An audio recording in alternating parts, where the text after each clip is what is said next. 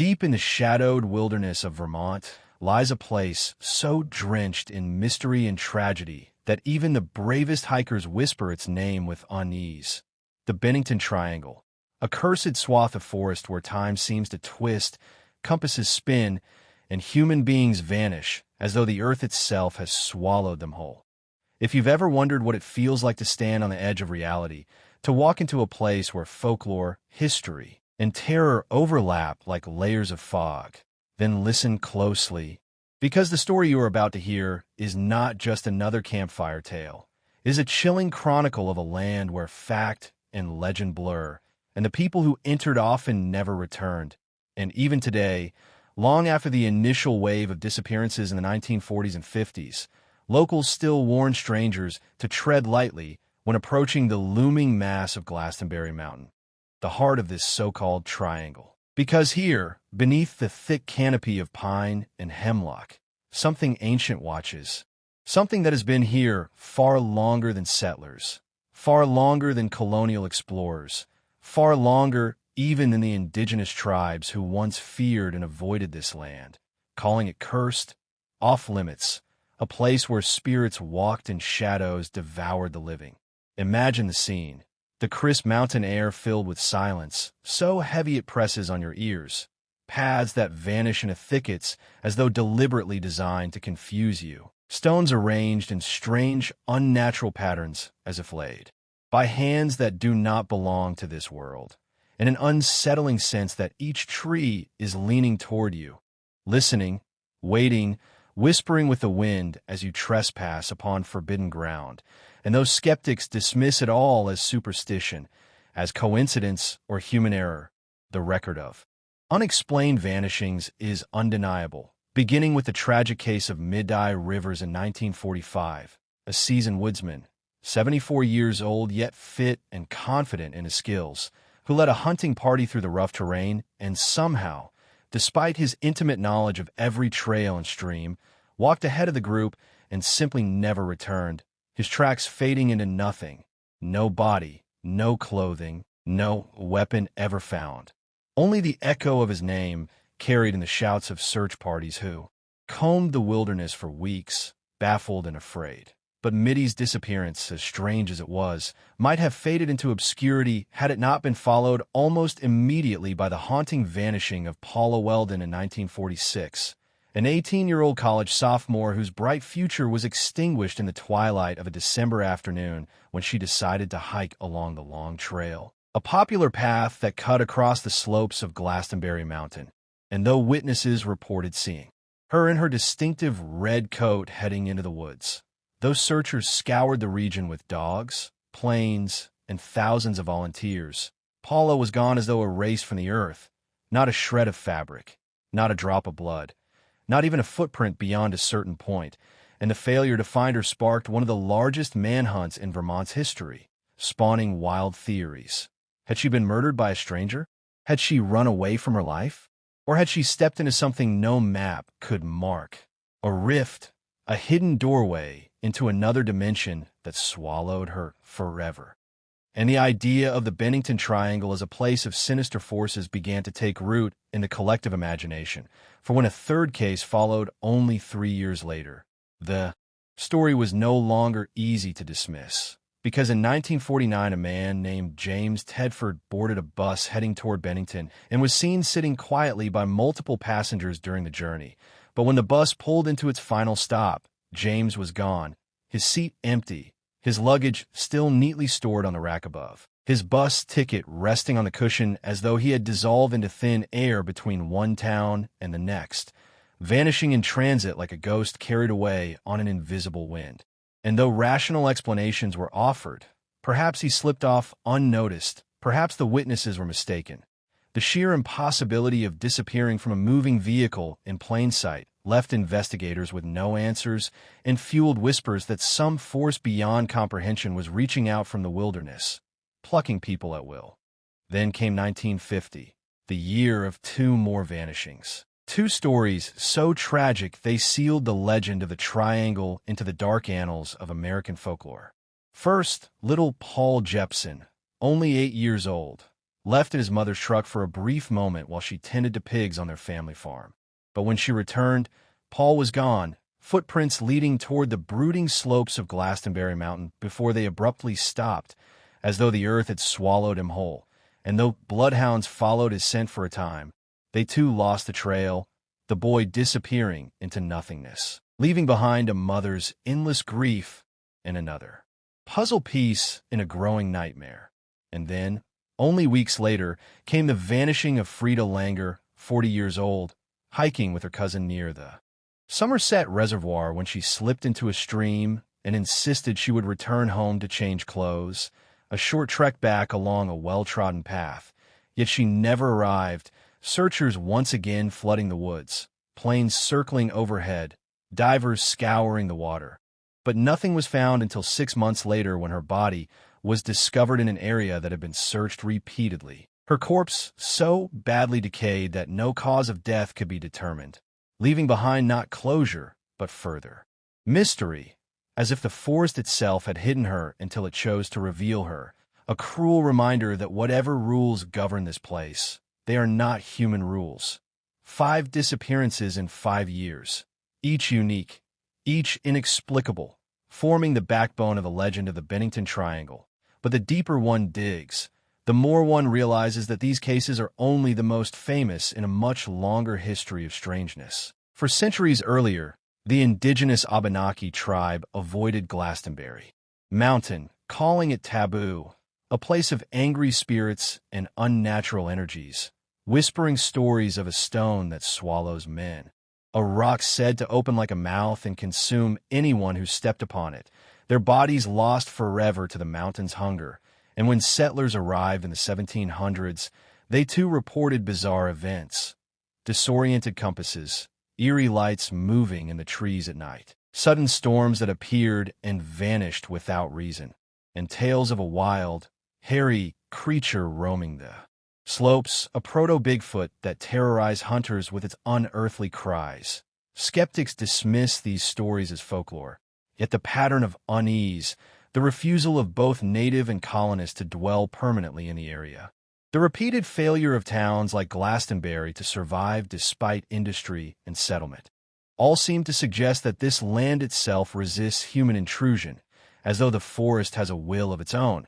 And in time, the failed logging town of Glastonbury became abandoned, leaving behind only ruins, cellar holes, and stone walls swallowed by moss. Silent monuments to mankind's defeat against something it could neither see nor understand. And when one walks those ruins today, amid the skeletal remains of cabins and millstones, the silence is so profound it feels alive, pressing against your skull, making you question whether you're being watched, whether the trees themselves are leaning closer with every step. And if you linger too long, perhaps you will feel what so many before you have felt, that sudden chill, that dizzying disorientation, that sense of the world shifting just slightly out of alignment. And if you are not careful, if you stray too deep into the Bennington Triangle, you might find yourself becoming the next unsolved mystery, another name whispered in fearful tones around campfires, another soul claimed by the mountain that devours without mercy.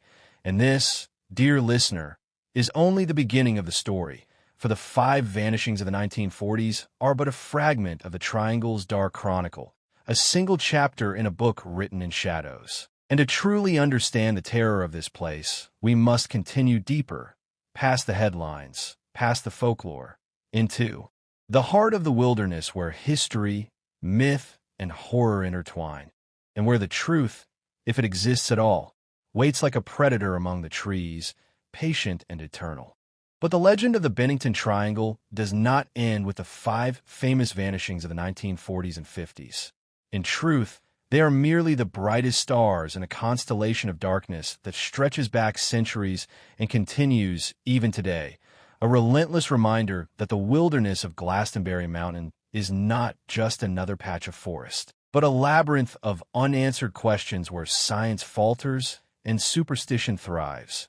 For if we widen our lens and look beyond those well-documented cases, we discover countless stories whispered through generations. Hunters who went into the pines and never came out, Hikers who returned dazed with no memory of where they had been for hours or even days. Locals who reported strange lights weaving between the trees, disembodied voices calling their names in the night, and shadows that moved against the wind. Skeptics might argue that the so-called triangle is nothing more than a concoction of overactive imaginations, fueled by coincidence and embellished by time. Yet the sheer consistency of the accounts demands attention, and so investigators, folklorists, and thrill-seekers alike have tried to untangle its mysteries, offering a tapestry of theories as strange and varied as the disappearances themselves. Some claim the region is plagued by a geomagnetic anomaly, a distortion in the Earth's magnetic field that disorients compasses, scrambles human perception, and perhaps even opens rifts in time, swallowing travelers into other eras or dimensions, which might explain why footprints stop abruptly, why scents vanish in a thin air, why people walk a few feet into the forest and are never seen again. Others insist the culprit lies not in science, but in the supernatural, pointing to the Abenaki legends of spirits and the stone that swallows men, suggesting that the land itself is alive, predatory, and hostile to human trespass, a sentient wilderness that feeds upon those foolish enough to underestimate it, while still others see evidence of cryptozoological predators lurking in the shadows, reports of giant, hairy, man-like beasts, akin to Bigfoot, stalking the slopes, their unearthly cries echoing through the valleys, and hunters swearing they felt eyes on them, massive and unblinking, from the darkness. Then, of course, there are the UFO enthusiasts who note that the triangle's history of vanishings coincides with a wave of mysterious aerial phenomena across New England.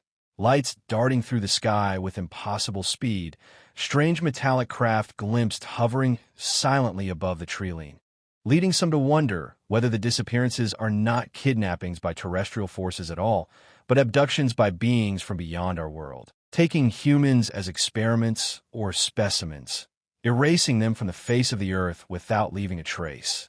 And still, others believe the explanation is simpler yet no less chilling, that the rugged terrain of Glastonbury Mountain, with its treacherous ravines, sudden weather changes, and isolated wilderness, is a perfect death trap where accidents claim lives and wild animals erase evidence. The so-called triangle, nothing more than a morbid statistical cluster exaggerated in a myth. Yet if this were true, why do the details so often defy natural logic? Why do bloodhounds lose a scent in midair? Why do bodies, when they are found, appear in areas already searched dozens of times? Why do some survivors report hearing whispers in languages they do not understand, feeling as though invisible hands were pulling them off the trail? One chilling case involved a hiker in the 1970s who wandered too close to the old ruins of Glastonbury and later claimed that time itself had stuttered, his watch spinning wildly, the forest growing silent as if frozen, his footsteps echoing unnaturally loud, before he collapsed and awoke hours later in a different part of the forest with no memory of how he had traveled there. Another account describes campers who woke to find strange symbols carved into the trees around their tents overnight. Symbols that no historian or linguist has been able to fully decipher. Geometric patterns that seem both deliberate and alien. And modern paranormal investigators who venture into the triangle often report their equipment malfunctioning. Batteries draining in seconds, cameras glitching, radios filled with static and faint voices, as though the environment itself resists documentation. But perhaps the most disturbing stories come not from data or devices, but from the silence of the missing themselves. For each disappearance leaves behind a trail of grief and unanswered questions.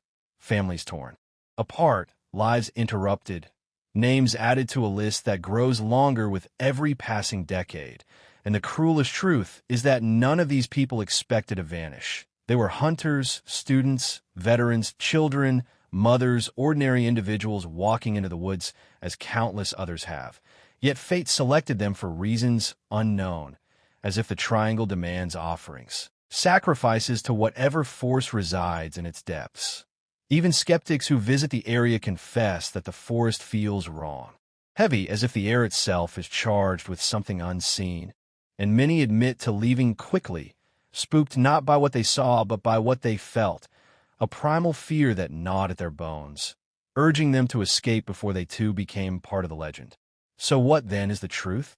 Is the Bennington Triangle a portal, a cursed land, a playground for creatures beyond comprehension, or merely a cruel intersection of wilderness and misfortune?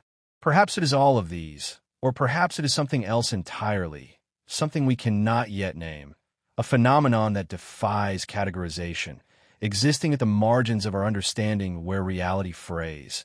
And maybe that is why the legend endures, why storytellers return again and again to this mountain, weaving tales of horror and speculation. Because deep down we know that some mysteries are not meant to be solved, that some places are not meant to be tamed, and that the world is far stranger than we allow ourselves to believe. In the end, the Bennington Triangle is more than a patch of land on a map. It is a mirror of our deepest fears, of vanishing without explanation, of losing loved ones to forces we cannot fight, of walking into the woods and realizing that the woods are watching back.